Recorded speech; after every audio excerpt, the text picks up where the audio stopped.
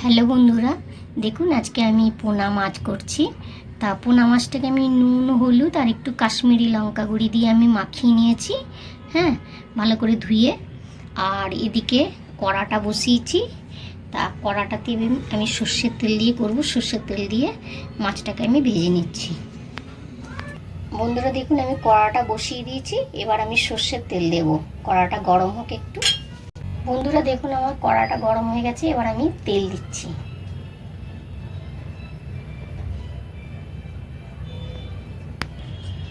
দেখুন বন্ধুরা, এবার আমি তেল গরম হয়ে গেছে, মাছগুলো ভাজছি।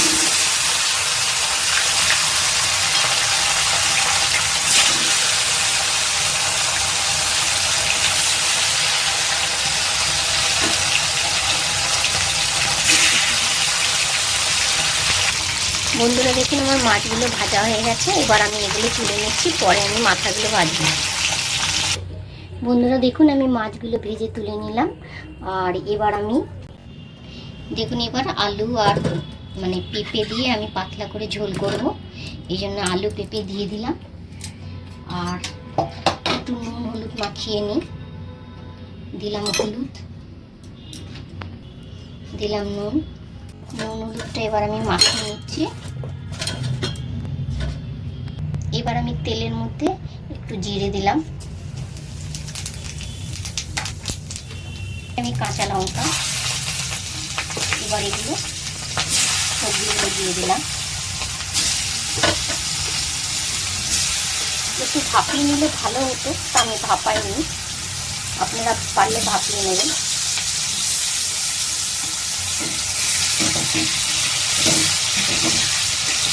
আমি বরং একটু ঢেকে ঢেকে করবো, তাহলে এগুলো নরম হয়ে যাবে।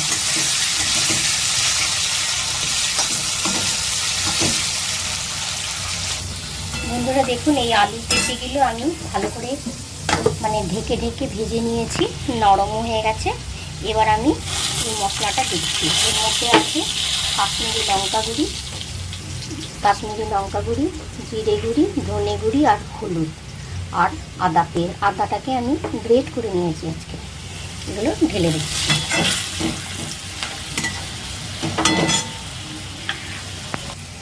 এই দেখুন, এই বাটিটাতে আমি একটু ধুয়ে নিচ্ছি জল দিয়ে। মশলাগুলো ছিল তো, এবার এই মশলাটা কষে নেওয়ার পরে আমি গরম জল দিয়ে দেবো। বন্ধুরা, আমি নুন দিতে ভুলে গিয়েছিলাম, সবজিতে দিয়েছিলাম। আর এবার এখন একটুখানি ঝুলে দেবো। হ্যাঁ, এবারে আমার মশলাটা একদম পুরো কষা হয়ে গেছে, একদম পুরো তেল সব ছেড়ে দিয়েছি। এবার আমি একটু গরম জল দিয়ে দিচ্ছি। ফোটার পরেই আমি মাছগুলো ছেড়ে দেবো। ফুটন্ত গরম জল দিয়ে দিলাম।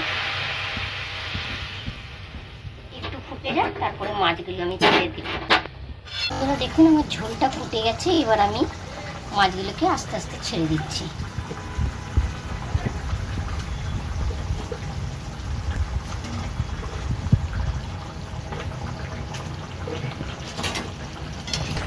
বন্ধুরা দেখুন, আমার মাছের ঝোলটা একদম কমপ্লিট। এবার আমি নিভিয়ে দিচ্ছি।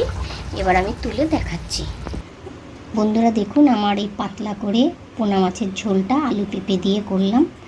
আর যেভাবে আমি করলাম, আর আপনাদের যদি ভালো লাগে করে, তাহলে অবশ্যই লাইক কমেন্ট শেয়ার করবেন। আর সকলে ভালো থাকবেন। আর সাবস্ক্রাইব করতে ভুলবেন না, সাবস্ক্রাইব একটু করে দেবেন। আর পাশে থাকবেন। আর সকলে ভালো থাকবেন। টাটা।